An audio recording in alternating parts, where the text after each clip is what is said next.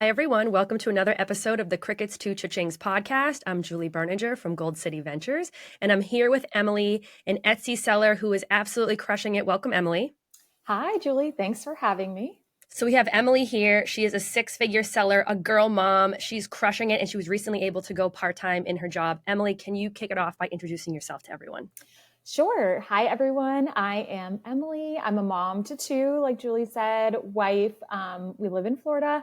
Love doing all of the Florida things down here. And about a year and a half ago, wanted to venture into the side hustle world. And so, like many others, scrolling on Instagram, TikTok, Facebook, saw all of these amazing people, making even just an extra $1,000 a month, $2,000 a month to help their families. My daughter was getting ready to start kindergarten that following year. And I just thought, there's got to be a way that I can have a little piece of this pie. All these people are doing this. So I first got connected to the side hustle world through selling Amazon FBA, very product intensive. You have to spend a lot of money up front on products. You have to store them, package them, ship them to Amazon. And while it can be an amazing opportunity, and I'm really thankful for kind of that getting my foot in the door with this entrepreneurship world, I realized quickly that that might be not be the long-term model for me. So one day I was on YouTube watching videos and came across selling on Etsy, and first started with print on demand. So I have my first shop is a print on demand shop. I was able to scale that shop to six figures in under 10 months.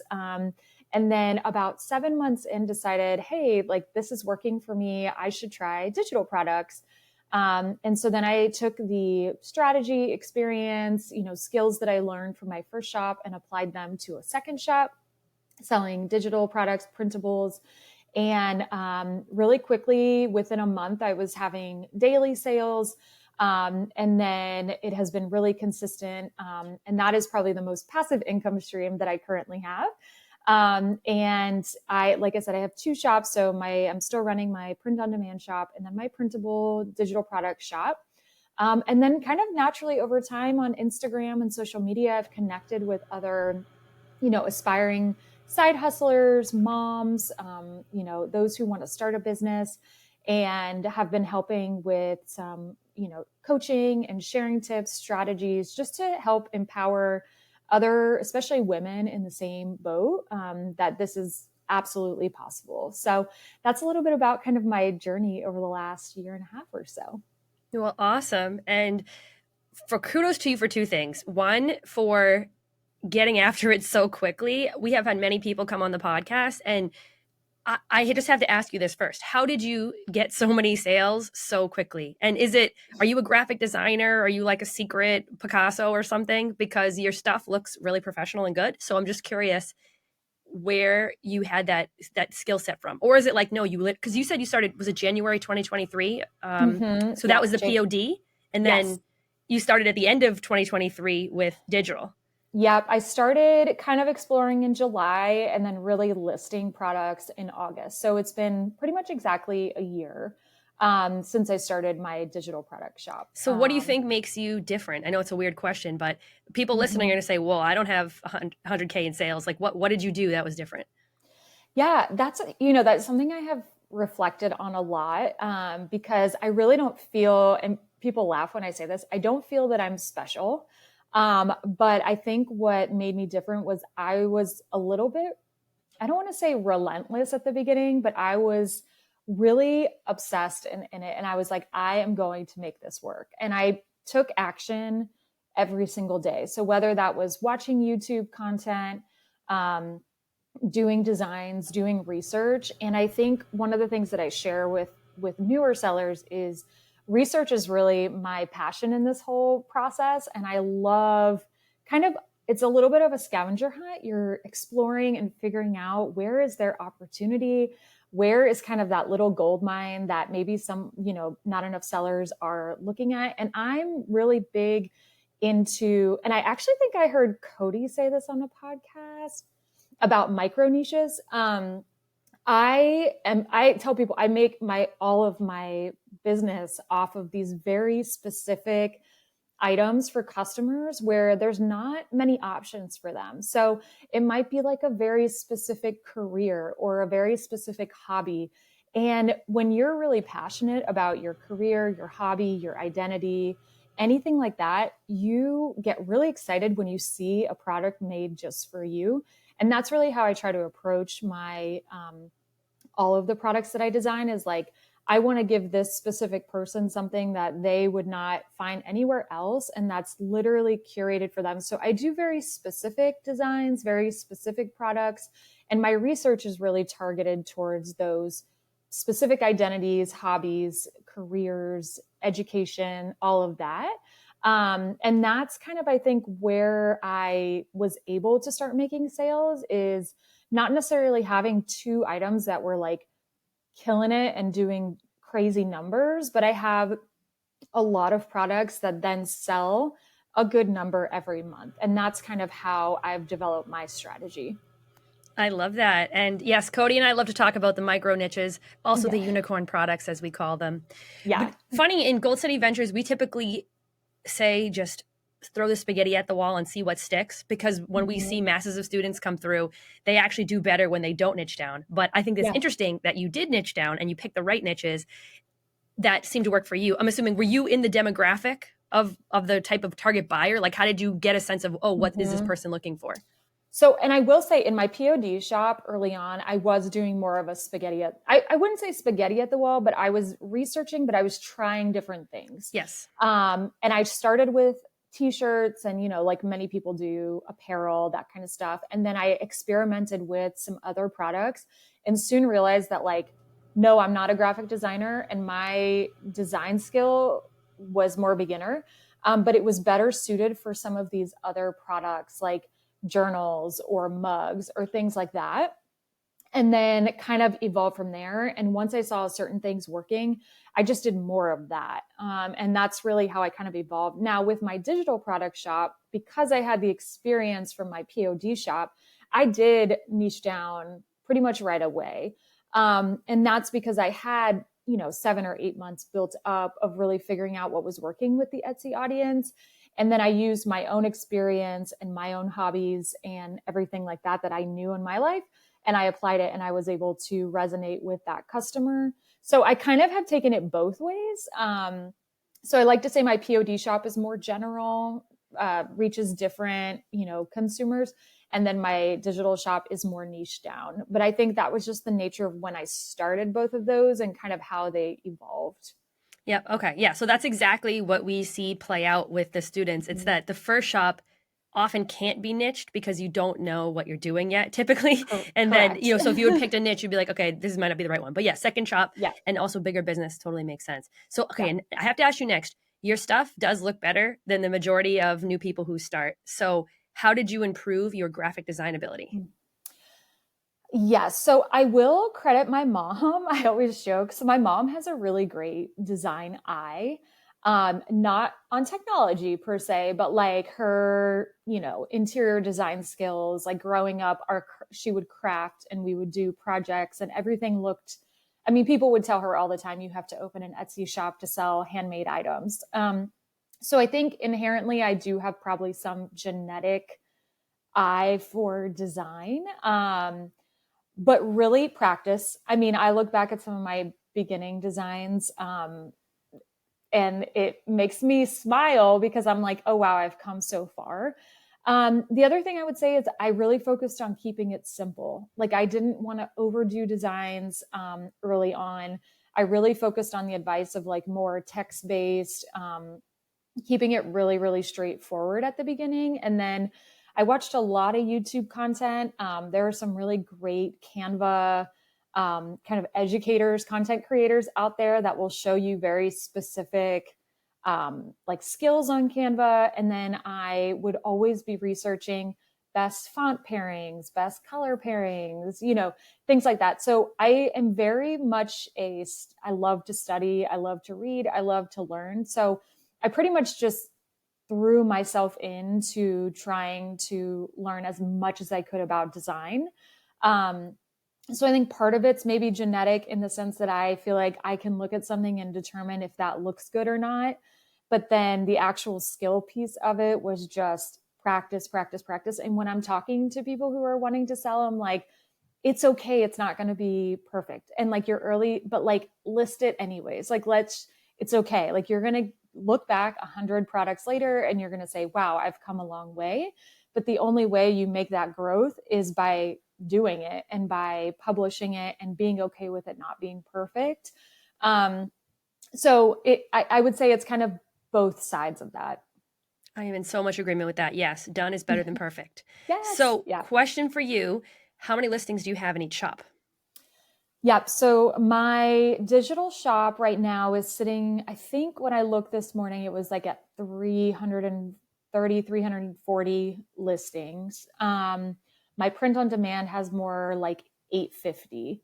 And that really compares to also like the revenue that's coming in, but my print on demand has quite a bit more. My digital shop has been more passive for me.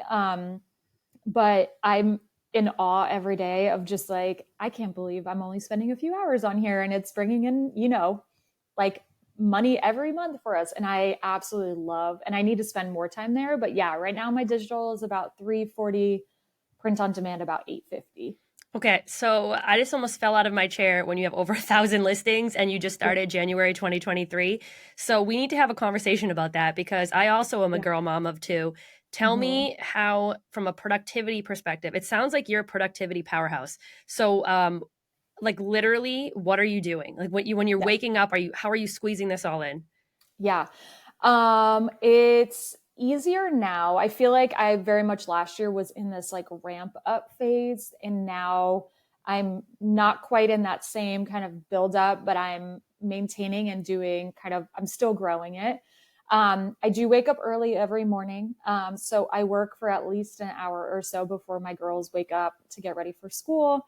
So I'm usually up around 5 or so, get myself ready, have a cup of coffee, process Etsy orders, respond to customer messages, kind of things that are easy to do in the morning, don't require too much brain power.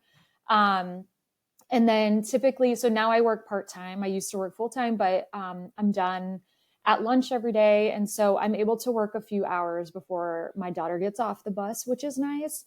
And sometimes I am, sometimes my husband and I are sitting in bed watching something, a documentary at night, and I'm, doing some stuff on the laptop. But really, honestly, efficiency is one of my, I joke, it's one of my love languages. And I think with both the POD side and my digital shop, I have really narrowed down this strategy of doing what I call it. I think other people might call it this too, but the template method. So, for example, I create the base of a design and then I go in and I apply it to all sorts of niches or occasions or whatever. And so I really try to lean on those templates that I've built so that I'm not reinventing the wheel every time. And so that posting a listing doesn't take me very long anymore. So for my digital shop, for example, if I'm doing like a form of some kind or a schedule, I can then apply it to multiple niches that apply to my shop. And right there, I have 10 listings or 15 listings. But I've only had to build kind of that base of that design one time. And honestly, I credit that 100% with how much I've been able to grow both of my shops is really working in the margins outside of my kids being home and then using those templates to do it efficiently. I love that. I was just thinking if someone's business is called Systems Saved Me. It's like it's true. Systems save people, help them excel. 100%. So that's awesome. So as the point that you're at in your business now, you have a lot of different things going on. You're doing coaching.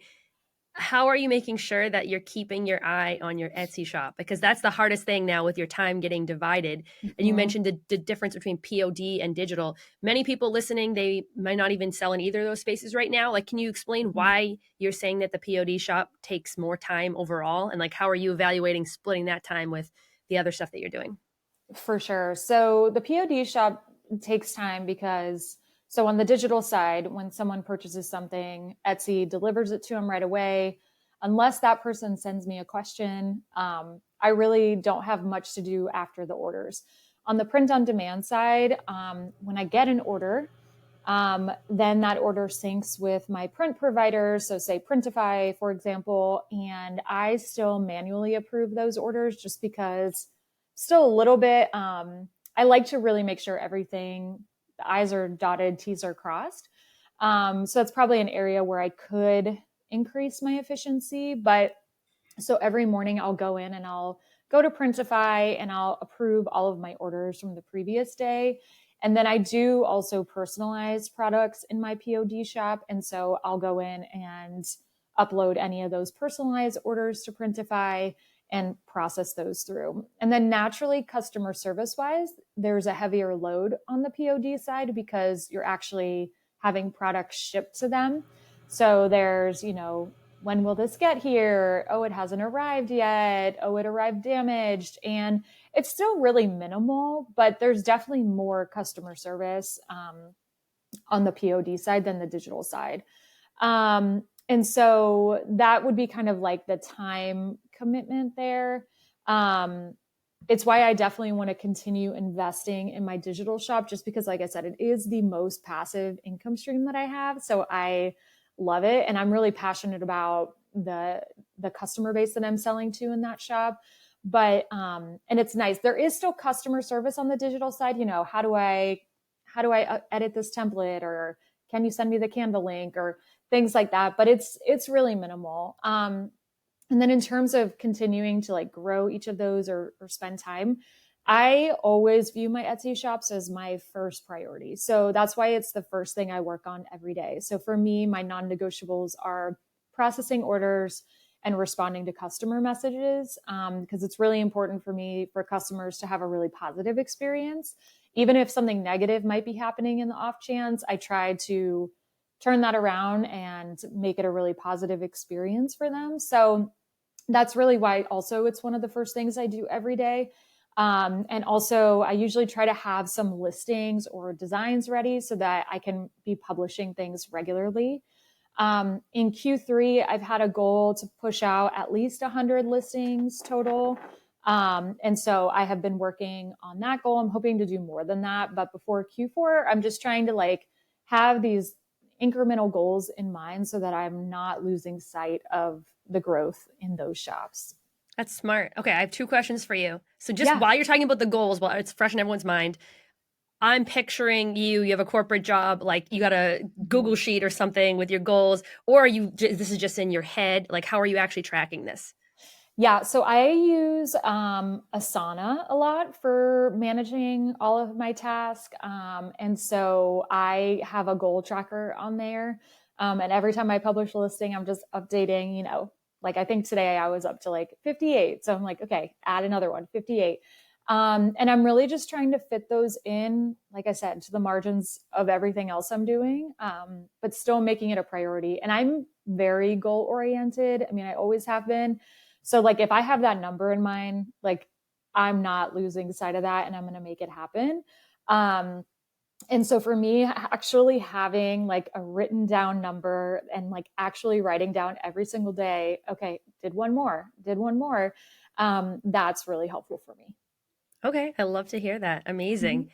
Wow. Okay. So I was going to ask you a bunch of questions in the middle of that, but I feel like this is kind of the goal. So you set your own accountability methods. You're using Asana, which for anyone that doesn't know, Cody and I actually use Asana for Gold City Ventures, and it's a tool. There's a free version of it, although it's not as robust. We use the paid version, and you can assign different tasks. It's very collaborative. You can collaborate with various people, and you can set due dates, and you can see as you're moving things throughout the process. So that's huge.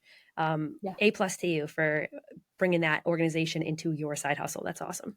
Yeah. And I will say too, for anyone who's like just starting, last year, probably the first 8-9 months of the year, I had a little magnetic whiteboard on our fridge and I would write monthly goals on there. And if it was like 60 listings in a month, because I used to aim for about 2 listings a day, I would literally tally them every day on this whiteboard. And so you don't need anything fancy.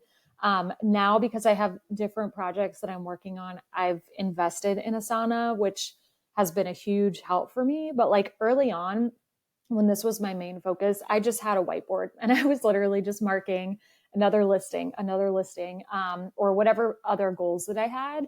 And that was really helpful for meeting those like early on in my shops too. Cool.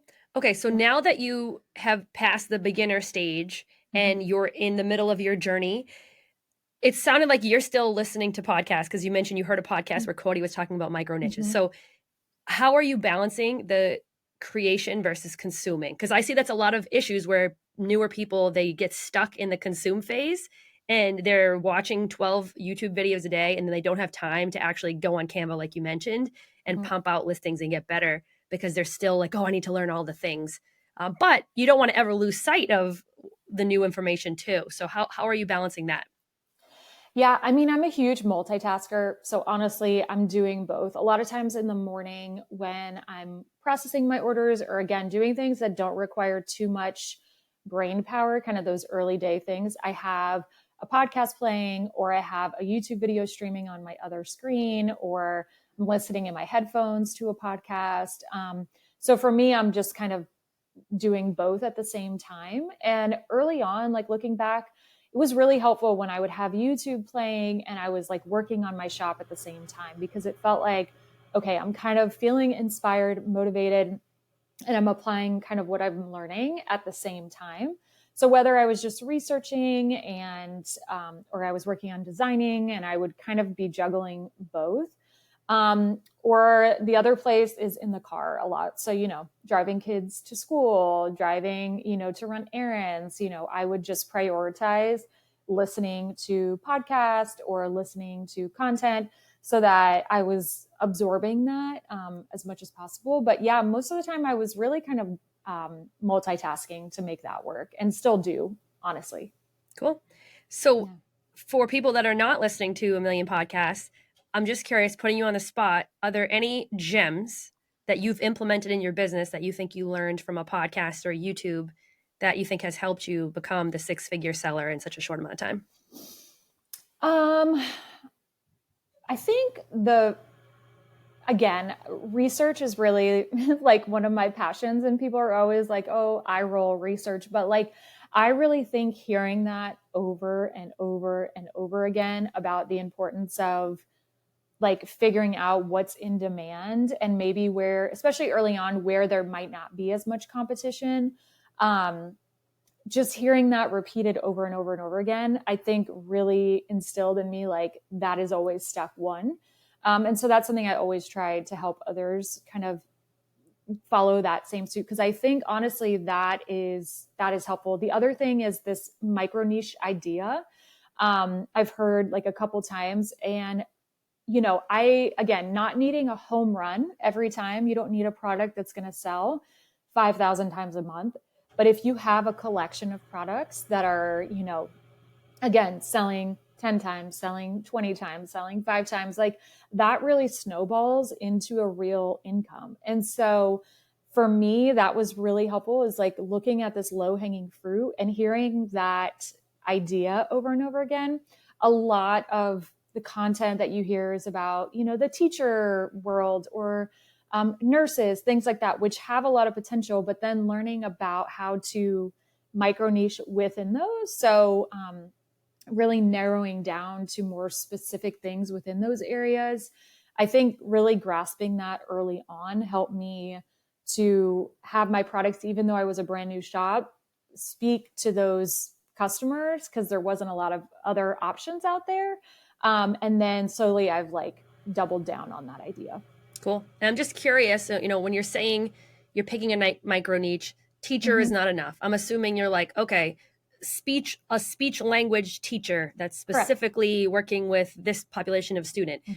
In that scenario, or you can pick another scenario if you'd like, how would somebody going about figuring out what other products they should make? Because obviously you've really thought about this. In a micro niche, you've come up with 1,000 products that you could sell. I know it's split up between the two shops, but you're pumping out a lot of volume because people say, oh, I can't think of like many. Where do you're obviously not just searching on Etsy. You're mentioning you're using tools. Like which ones specifically are you using that are giving you the ideas to learn all about what this person wants? Yeah. So When I first started, and I usually recommend for brand new beginners, eRank was really helpful for me just to get even the idea of like in demand, low competition, because the visuals that eRank provides as a beginner is really helpful just to even understand that notion.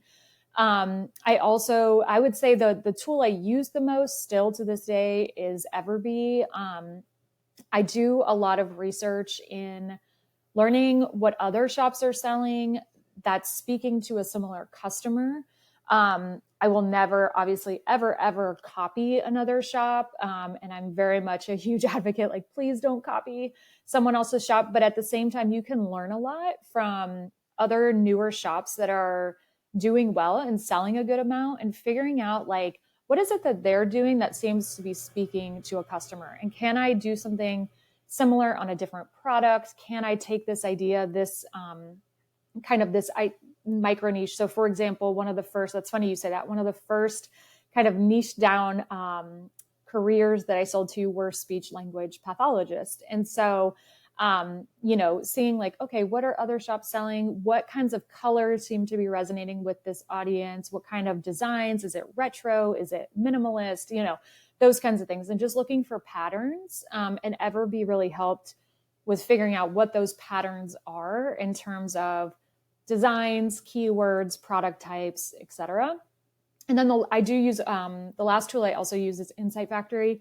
And Insight Factory I started using down the line, and that in my digital product shop was honestly incredibly helpful. And I love Insight Factory for idea generation. So when I'm feeling stuck and I don't know what direction to go, Insight Factory is the best at kind of prompting ideas that I would not have thought of. And then from there, I can kind of research on Etsy and rabbit trail from there. So I do use all three tools. I will say this day now, I really primarily use Everbee and Insight Factory. But again, I think as a beginner, eRank can be really beneficial.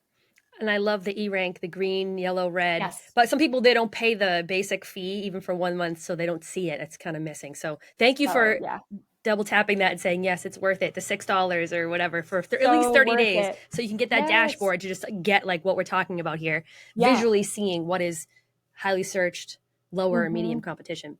Okay, so, and we've had the Insight Factory and eRank founders in our community. We'll have to get the Everbee founder on. I'm just curious though. I heard you on the Everbee podcast. How did you get to know him? If you were just kind of in this community, like how did he even know who you were? Honestly, I have no idea. They reached out to me with an email, and they asked if I'd be interested in being on. I do some affiliate, marketing. I help promote them because I really do use Everbee every single day. So I'm really not sure, but I love that conversation. It was really fun. And I'm really thankful for everything that they do because it is really helpful in building a shop. And again, really what I love about Everbee is, again, I said efficiency is one of my love languages. I think Everbee helps just make your research process more efficient because you're able to identify patterns quicker. You're able to see what's selling quicker. You're able to kind of notice those things. And you could do it manually. It would just take a lot longer. And as a mom, limited time, you're really trying to get as much information as you can in the most efficient way you can. So I'm assuming that you use Everbee the most because you can browse Etsy and the Chrome extension makes it super easy. Is that why? Yes. Yeah. Yeah. Have you tried eRank Sidekick? So I tried it once, but I feel like I need to go back and try again. Okay. Yeah. I'm just curious because I find the same thing where even though and sometimes we get complimentary access to all the different tools, but I find I do use the Everbee one because it's right there. And I'm just looking on Etsy and it's like the visual connection. Because one thing I don't like is when I'm in eRank and I have to click to open the Etsy listing because I already have a tabs issue. Like I have 1,000 tabs open at all times. And then I have to coordinate this other tab and go back. And I know it sounds ridiculous, but no, I'm the same way. If I can just see it right there and like being able to even analyze a listing within the listing and like see the keywords and see all of that. I mean, that is such a time saver in itself. It's just faster. Yeah. Yeah. For sure. Okay. So really quickly, I have some rapid fire things. Yeah. If somebody were saying right now that it's too saturated to start on Etsy? Is it? And I want to say why I'm mentioning this. It's because we've been doing Gold City Ventures for 5 years, and every year, thousands of people email us and say that. And here are you, someone that just started literally in 2023, and you didn't start your digital, it hasn't even been a year for your printable shop, and already you got to 6 figures in sales on Etsy. So it's like every year that someone's kind of kicking the can down the road of taking it seriously, there's new people popping up every day that are like, I'm just going to go for it. So I'm just curious, what would you say if someone said, oh, it's too saturated to start now? It's funny because I also hear that. And no, I mean, it's not. Like, I have talked to and worked with and helped people who are just launching their shops, and they're seeing sales like soon. And it's when I'm like I said, a research nerd. So I'm always looking on Etsy. I'm always researching, and I wish I had the capacity to design and list and produce all of the opportunity that I'm seeing on Etsy. You know, I'm only selling in specific areas, and that's not even touching the million of other areas, niches, occasions, products that you could be listing for. And I think, yeah, I just started January 2023. Been a year and a half, and you know, we've been able to double our income, and we've been able to pay off student loans and do all this stuff because, you know, just kind of taking that action and looking. I think when you're looking for opportunity instead of looking for a reason to not do it, you will find so much out there. And like I said, if I had 5 of me, I would be listing 5 times what I have, because there's that much opportunity and things that I want to test and explore and figure out, but I just don't have the capacity myself as one person to do that. So, you know, I also hear that, but I feel like my story is an example that it's not too saturated. I'm seeing other people who are newer than me. And there's shops, like I'm always studying newer shops on with using Everbee, and some that even have as many sales as I do and have been selling half the time. And so there's just a lot of opportunity out there. And I think it's just approaching it from that lens of looking for that opportunity. I love that positive attitude. So next question for you, rapid fire. What do you think about PLR or pre-made templates? Do you use them in your own shop? Do you feel like that helped you make more things? I have not used them in my shop. I am a fan of them. I have access to some that I've gotten over time or here and there. I think it's a great opportunity for new beginners. Like if you have no graphic design experience, to have that base template that then you can modify for yourself and resell. I think that's a great opportunity. Um, I have always kind of leaned towards, and it's hard for me to say because I started my digital shop, you know, 7 or 8 months into doing Etsy. So I had kind of built up some experience. But I think if I had been brand new and I was starting with digital products, that would have been a great way for me to start with something, modify it to who I was going to sell it to. And again, that template method that I use, you know, having that base template, modifying it for different occasions or niches or customers is a great opportunity. Okay. Last question in the rapid fire round. Do you sell seasonal products? Do you have any holiday events, occasions that are celebrated at certain times throughout the year? So, my POD shop is mostly evergreen. So, but there are things like, for example, graduation gifts. There are peak seasons of the year, but I do find that they sell year round. Or I sell some ornaments, for example. Surprisingly, ornaments sell even in June. So there's some of that I do that is seasonal, but I have mostly focused on evergreen. My digital shop is focused on some hobbies and sports, things like that. So there are seasons of the year based on those. So I don't necessarily do holidays per se, but I do things that can be seasonal based on that hobby or event, things like that. That makes a lot of sense. Mm-hmm. Now, when you were talking about this, it just jogged me back a question that I wanted to ask you before. Just for someone that's not familiar with POD, when you're saying that you are manually reviewing the orders, in the case of the ornament, are you just making sure that it's about to print and it doesn't look off or something? Or you're just making sure it's okay? Or what are you actually looking at?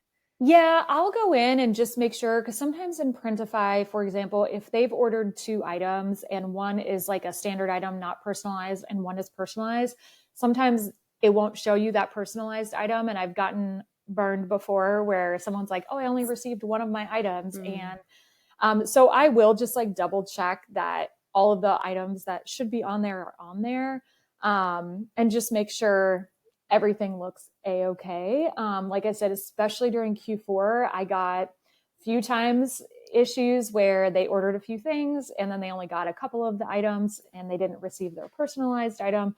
So I just really like, again, to like dot my I's, cross my T's. Okay, so this is more of a tech bug scenario. So if Printify fixed their problems, you wouldn't have to do this. It's just That is possible. Yeah. okay. Yeah, I feel the same way about Cordials. I don't know if you are using something to deliver your editable digital products, but I use Cordial, and there was something with Apple Pay where Apple wasn't releasing the email, which makes sense. I mean, Apple's really big on Yeah. privacy, but then I would have to manually go in and fix somebody's Cordial order, which I don't see a way of Cordial fixing this. It's not their problem, but Yeah. it does make it a little frustrating in terms of like it's not totally passive.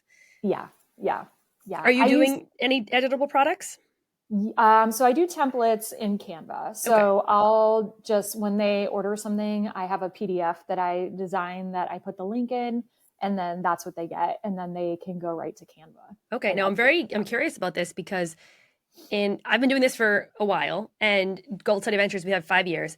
At the beginning, Canva was too new for the regular consumer to know how to use. But Mhm. I know that you're selling direct to consumer, not necessarily business to business for some of this stuff. You're telling me that the average person can figure it out and figure out how to edit it on Canva. You don't get like a million messages or confusion. Nope. Nope. I'll occasionally get like a mom, maybe like an older mom who will reach out and be like, I'm not technology savvy. Like, is this hard or can you help me? I would say that's once every couple months. Like it's very, very rare. I do in my listings make it very well known. Like you will be editing this, like this, I recommend having some basic Canva knowledge or experience, but most of my stuff is it's pretty easy to edit. And then even some of the things that require a lot of editing, I have not had any real questions or concerns. Most of the time, I never hear from them, or I just get a review or something like that. Do you tell them desktop only, or do you let them do it on their phones? Um, I don't, no, I don't indicate that. I will say, I think I say it's easier to edit on a computer. But if they have the Canva app, then, they can do that too. But yeah, I really don't get many concerns or issues. Okay. See, this is exciting. I feel like I've been waiting for so long for the tides to turn because for us sellers, it's just so much easier to direct them to Canva. Mm-hmm. But then I've always been afraid because Cordial, I like Cordial because you can lock, I mean, you can do this in Canva too, but you can like lock everything down and they can just make it very simple, either change the text or change the picture or whatever you want them to do. Yes. And then also I feel like Cordial, the printing multiple per page, Cordial makes that like really dummy proof of how to print it. Whereas I'd be worried on Canva, like let's say I had tags and I had them all there. Do they have to edit every single tag, like all 12 of them? Or do I just make the one tag the right size and then they have to figure out how to print multiple per page? I'm just curious how you address that.